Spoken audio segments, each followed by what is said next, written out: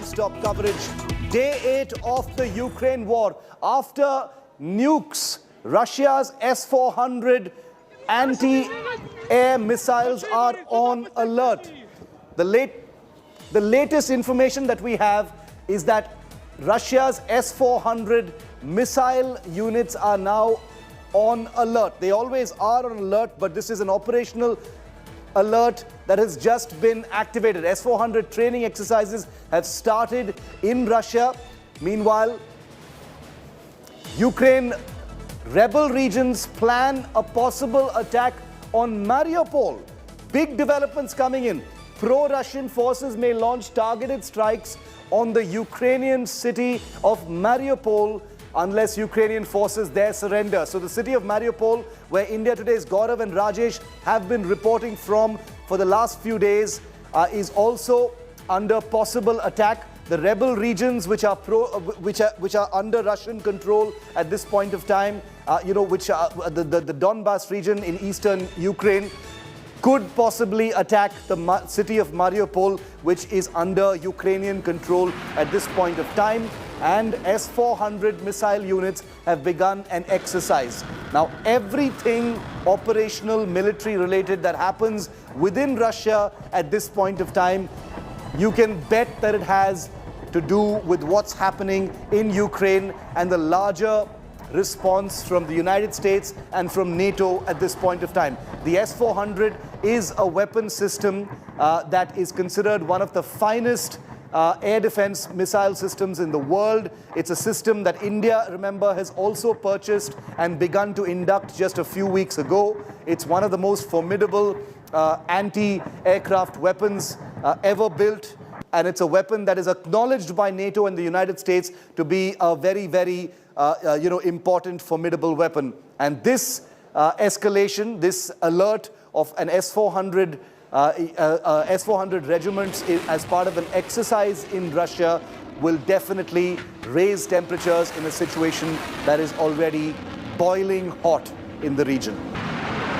Russia has already rattled its nuclear forces as many as 4 times in the last 72 hours. President Putin has put his nukes on alert, and now S-400s, no correlation, there's no comparison of nukes and S-400s, but S-400s being put on alert. It's Russia's most advanced air defense weapon being put on alert amidst a great escalation in early warning suspense over where the next attack might actually come from. Russia flexing muscle, perhaps telling the world not to think of any kind of offensive action on Russia because it has weapons to defend itself. From nukes to S-400s to all the other muscle flexing that's happening at this point of time. Big S-400 Triumph missile exercise has just begun in Russia. And we're hearing that Ukraine's rebel regions in the east, the far east of Ukraine, the Luhansk, Donbas region, pro-Russian units over there could possibly launch an attack on the city of Mariupol. Viewers of India Today are familiar with the city of Mariupol, which is where we had been reporting from in the early days of the invasion last week. That could be the next city that comes under attack. We'll have a live report from Mariupol in just a short while from now. India Today's Abhishek Bhalla, our defense editor, is going to be live with us in just a moment to take us through these new developments.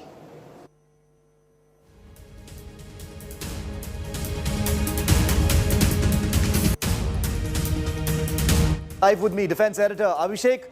S-400 exercise starting in Russia at this time. There's no question that every military action that Russia takes at this point of time, whether it is mobilization, whether it is an air exercise, whether it is the deployment of fighters, whether it is the this activation of S-400 systems, all of it happens to do with the big picture. The shockwaves coming out of Ukraine, NATO activated, all security frontiers are on red alert right now, and in the middle of that, an S-400 missile exercise taking place, widely acknowledged to be one of the most formidable and feared air defense weapons. India also has it. Decode this for us, Abhishek. Shiv, to start with, this exercise is taking place in a city which is in southern Russia. It's nowhere near where the fighting is happening. But if you are to look at the bigger picture, it's a very strong message. And messaging and information warfare has taken over a lot of ground fighting as well. Because, there have been claims and counter-claims. Ukraine has upped its ante when it comes to information warfare, claiming 6,000 soldiers have died of the Russian forces. Their aircraft have been destroyed, tanks have been destroyed. So in wake of all of this, it's important that Russia now also is upping its game when it comes to information warfare. And S-400, just to explain a bit, is definitely one of the most potent air defense systems in the world. India has also got one unit out of the 5 that are required. Yesterday, the Vice Chief of the Indian Air Force said that there shouldn't be any delays in the delivery of rest of the systems that are due. And, Russia now openly putting out these videos suggests that, they are willing to send a message, not just to Ukraine, but to other NATO forces, that if at all there is any kind of assistance, because remember, Ukraine doesn't have a formidable air force.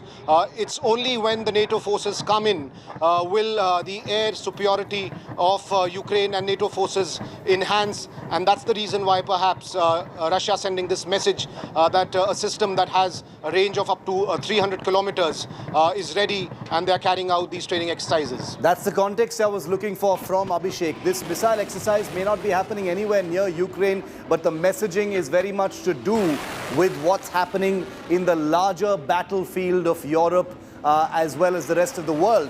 NATO, sharpening its teeth but not participating directly in this war, but basically Russia saying, look, we've got equipment to protect ourselves.